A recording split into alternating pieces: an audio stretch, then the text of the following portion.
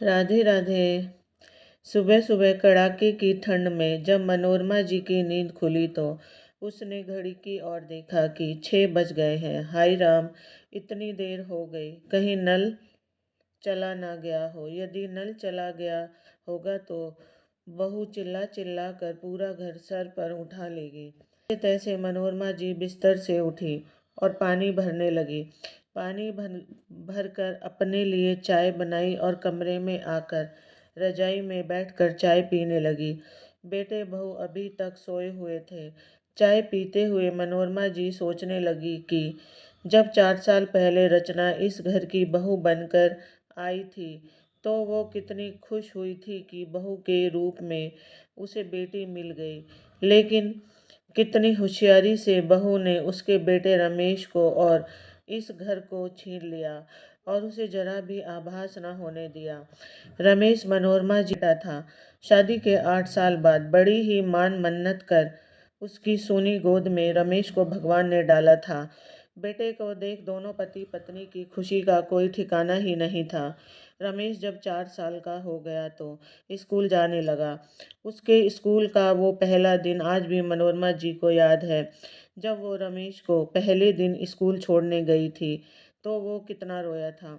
मनोरमा जी का हाथ थाम कर आंसुओं से भरी आंखें लिए बोल रहा था, माँ, मैं आपके बिना स्कूल में अकेला कैसे रहूँगा। प्लीज़ माँ, मुझे छोड़ कर मत जाओ, यहीं मेरे साथ बैठ जाओ। उसकी मासूम सी बातें सुनकर मनोरमा जी उसके गालों को सहलाते हुए बोली, स्कूल में सभी बच्चे माँ को छोड़कर आते हैं बेटा, माँ उसके साथ नहीं बैठ सकती। धीरे धीरे तुम्हें आदत हो जाएगी मेरे लाल। ये सुनते ही रमेश ने मनोरमा जी से लिपट कर कहा, आते होंगे सभी बच्चे, उन्हें उनकी माँ से प्यार नहीं होगा। मैं तो आपसे बहुत प्यार करता हूँ माँ, मैं आपके बिना नहीं रह सकता। जैसे तैसे करके मनोरमा जी उसे बहला फुसला कर उसकी क्लास में बिठा कर आई थी।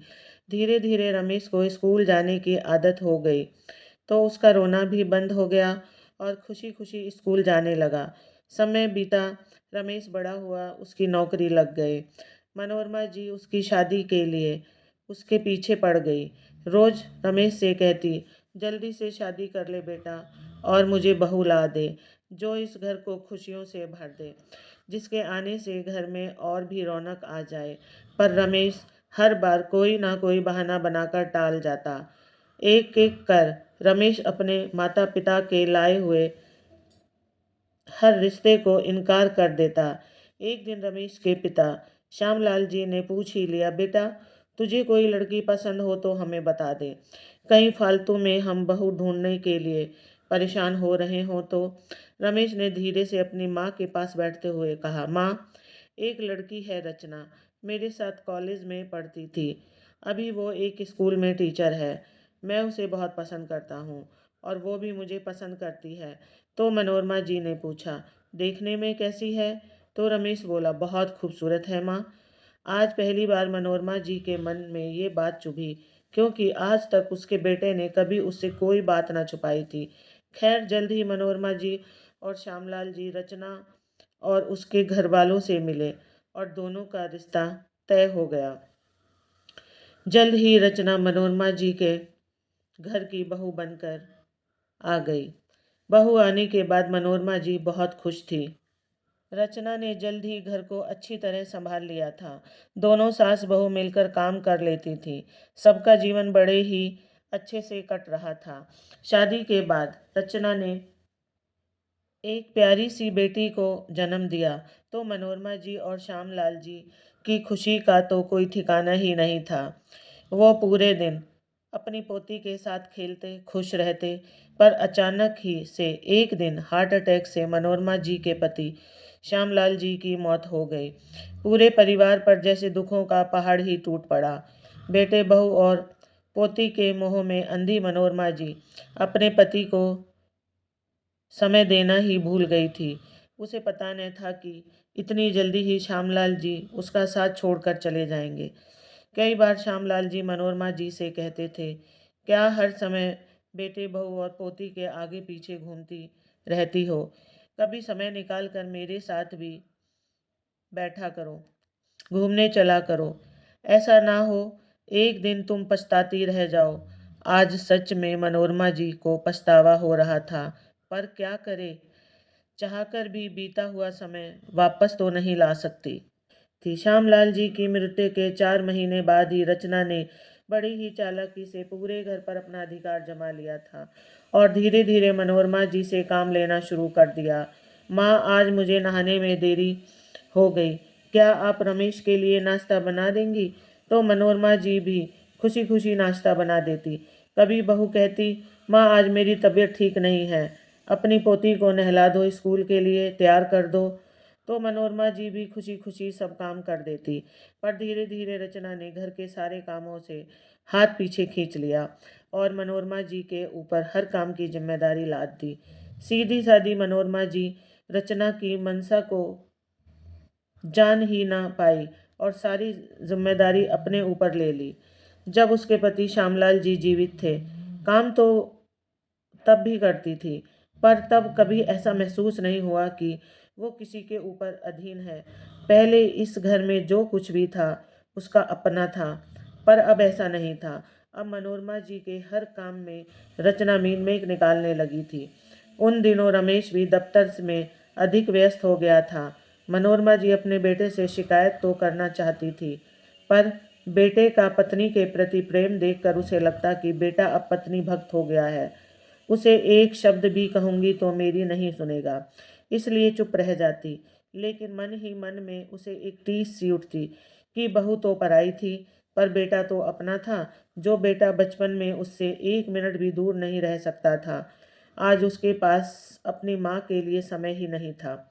पर इस कमी को भी वो अपनी पोती के साथ खेल कूद कर दूर कर लेती। लेकिन रचना से दादी पोती का ये स्नेह भी बर्दाश्त नहीं हुआ। रचना अपनी बेटी को अपनी दादी के करीब नहीं जाने देती।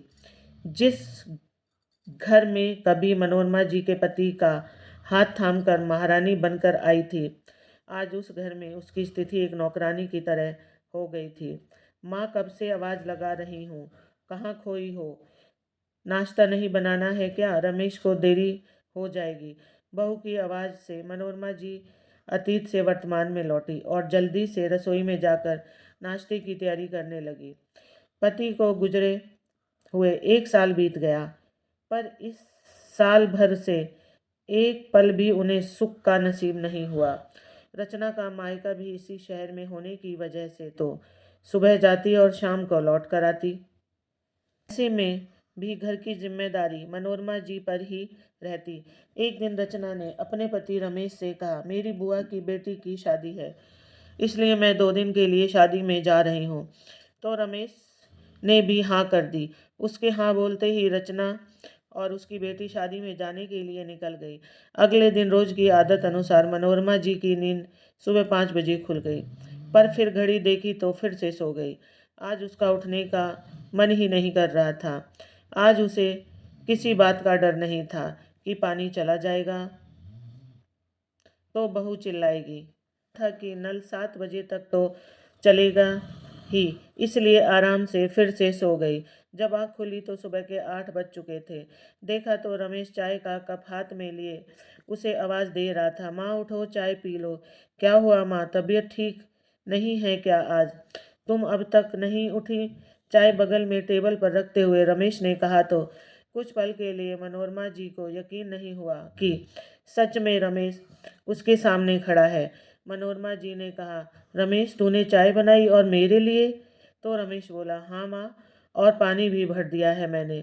तुम आराम से सो रही थी तो मैंने सोचा तुम्हें किस लिए उठाऊं। तो मनोरमा जी ने कहा, बेटा आज आंख ऐसी लगी कि कब 8 बज गए पता ही नहीं चला। आज न जाने कितने समय बाद इस तरह अपने बेटे के साथ बैठकर मनोरमा जी ने चाय पी होगी। चाय पीकर मनोरमा जी ने कहा, बेटा मैं तेरे लिए नाश्ता बना देती हूँ। नहीं माँ, आज मुझे ऑफिस में ज़्यादा काम नहीं है, इसलिए मैं दोपहर में ही घर पर आ जाऊँगा और अभी मैं ब्रेड बटर खा कर चला जाऊँगा। तुम आराम करो, कहकर रमेश वहाँ से उठकर चला गया और कुछ देर बाद ही ऑफिस के लिए तैयार हो गया और जाते जाते मनोरमा जी से बोला, माँ आज दोपहर का खाना मत बनाना, मैं बाहर से कुछ लेकर आऊँगा। बोलकर रमेश वहाँ से निकल गया। तो आज मनोरमा जी भी नहा धोकर तैयार होकर आंगन में बैठ धूप का आनंद ले रही थी, वरना बाकी दिन तो वो इस समय घर के कामों में लगी रहती थी। तभी उसे सामने से अपनी पड़ोसन आती हुई दिखाई दी तो मनोरमा जी भी गेट खोलकर चली गई और उनसे बातें करने लगी। दोनों बहुत देर तक बातें करती रही। आज मनोरमा जी बेफिक्र होकर पड़ोसन से बातें कर रही थी, क्योंकि बाकी दिन अगर मनोरमा जी किसी पड़ोसन के साथ बोल भी लेती तो बहू उन्हें खा जाने वाली नज़रों से घूरने लगती। पर आज कोई उसे टोकने रोकने वाला नहीं था। बातें करते करते 1 घंटा कब बीत गया उन्हें पता ही ना चला। अंदर आकर मनोरमा जी ने कुछ रिश्तेदार और सहेलियों को फ़ोन लगा लिया, जिनसे वो चाहते हुए भी बात नहीं कर पाती थी। फ़ोन मिलाते ही मनोरमा जी की पुरानी और प्रिय सखी सावित्री ने कहा, आज तुझे मेरी याद कैसे आ गई? तो मनोरमा जी बोली, बस बहन, आज बहुत समय बाद फ्री हुई हूँ, पर तूने भी तो मेरी कोई खोज खबर नहीं ली। तो सावित्री बोली, मैं तो तुझे बहुत याद करती हूँ। हम सब सहेलियाँ तो अधिकतर मिल ही लेती हैं, बस तू ही गायब रहती है। कई बार हम सब ने तेरे लैंडलाइन पर कॉल किया, पर तेरी बहू ने हर बार कुछ ना कुछ कहकर बात टाल दी। अच्छा बता, अब कब आ रही है हम सब से मिलने? तो मनोरमा जी बोली, मैं रमेश से पूछ कर बताऊंगी। यदि उसके पास समय होगा तो मैं किसी दिन जरूर मिलने आऊंगी। कुछ देर बातें करके मनोरमा जी ने फ़ोन रख दिया। दोपहर को रमेश जल्दी घर आ गया। बाहर से मनोरमा जी का मनपसंद खाना भी लाया था। दोनों माँ बेटे ने साथ बैठकर खाना खाया। तभी मनोरमा जी ने कहा, बेटा, मुझे मेरी सहेली सावित्री और बाकी सब बहुत याद कर रही हैं। क्या तू मुझे उनसे मिलाने के लिए ले चलेगा? तो रमेश बोला, हाँ बिल्कुल ले चलूँगा, हम कल ही चलेंगे। तो मनोरमा जी खुश हो गई। वो जानती थी कि रमेश उसे कभी ना नहीं कहेगा, परंतु उसने खुद ही उसकी शादी के बाद संकोचवश से रमेश से अपने मन की बात कहना ही छोड़ दिया था। आज रमेश की बात सुनकर मनोरमा जी को लग रहा था कि वो उसकी भूल थी। उसका बेटा आज भी उसकी किसी बात को नहीं टाल सकता। रात को दोनों माँ बेटे खाना खाकर सो गए और अगले दिन मनोरमा जी बहुत दिनों के बाद कहीं जाने के लिए तैयार हो रही थी। अच्छी सी साड़ी पहन अपने आप को आईने में निहार उसे फुर्सत ही नहीं मिली ऐसे अपने आप को देखने की। थक जो इतना जाती थी, काम के बाद सीधी बिस्तर पर लेट जाती। तभी रमेश की ने आवाज़ देते हुए कहा कि चलो माँ, देर हो जाएगी, ताला लगाकर। मनोरमा जी रमेश की बाइक पर बैठकर अपनी सहेलियों के संग मिलने के लिए निकल गई। आज उसका मन बहुत खुशी से भर गया था। न जाने आज कितने समय बाद उसने इस खुले वातावरण में सांस ली होगी। कुछ देर बाद दोनों माँ बेटे सावित्री के घर पहुंच गए। वहां सभी सहेलियां मनोरमा जी का बेसब्री से इंतजार कर रही थीं। सभी सहेलियां बातों में खो गईं। कब समय बीता पता ना चला। शाम को ऑफिस से आने के बाद रमेश ने कहा, माँ चलें? क्या शाम हो गई है? आज सभी सहेलियों से मिलकर मनोरमा जी बहुत खुश थी। घर जाते समय रमेश ने गाड़ी ठेले पर रोक दी और बोला, चलो माँ, पानी पूरी खाते हैं। तो मनोरमा जी ने हंसते हुए कहा, बेटा, इस उम्र में इस तरह यहाँ खड़े होकर मनोरमा जी आगे कुछ कहती उससे पहले ही रमेश बोल पड़ा, माँ तुम भी ना कितना सोचती हो। चलो भी। दोनों ने पानी पूरी खाएं और घर आ गए। रात को खाना पीना खाकर दोनों माँ बेटे अपने अपने कमरे में सोने चले गए। मनोरमा जी भी थक गई थी, तो लाइट बनकर बिस्तर पर लेट गई। पर मन ही मन आज बहुत खुश थी। बहुत समय बाद उसने खुलकर जीवन जिया था। तभी रमेश ने आवाज़ दी, माँ सो गई क्या? नहीं बेटा, नींद नहीं आई है, आजा अंदर आजा। तो रमेश अंदर आ गया और मनोरमा जी के पैरों में बैठते हुए बोला, आज तुम बहुत थक गई होंगी ना माँ? तो मनोरमा जी बोली, हाँ थक तो गई हूँ बेटा, पर आज मैं बहुत खुश हूँ। आज बहुत समय बाद मेरी सहेलियों से मिलकर मुझे अच्छा लग रहा है। तूने मेरी ये इच्छा पूरी कर दी बेटा। कब से मिलने का सोच रही थी। तो रमेश बोला, माँ सच कहूँ, मुझे भी उन सब से मिलकर अच्छा लगा। जो उन लोगों से प्रेम और अपनापन है वो आज के लोगों में कहाँ।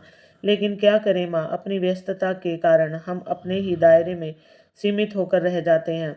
पर माँ, ऐसा क्यों होता है? जिन्हें हम बहुत प्रेम करते हैं उन्हें चाहकर भी समय नहीं दे पाते। कहते कहते रमेश मायूस हो गया। तो मनोरमा जी बोली, क्या हुआ बेटा? असली चीज है इंसान का मन।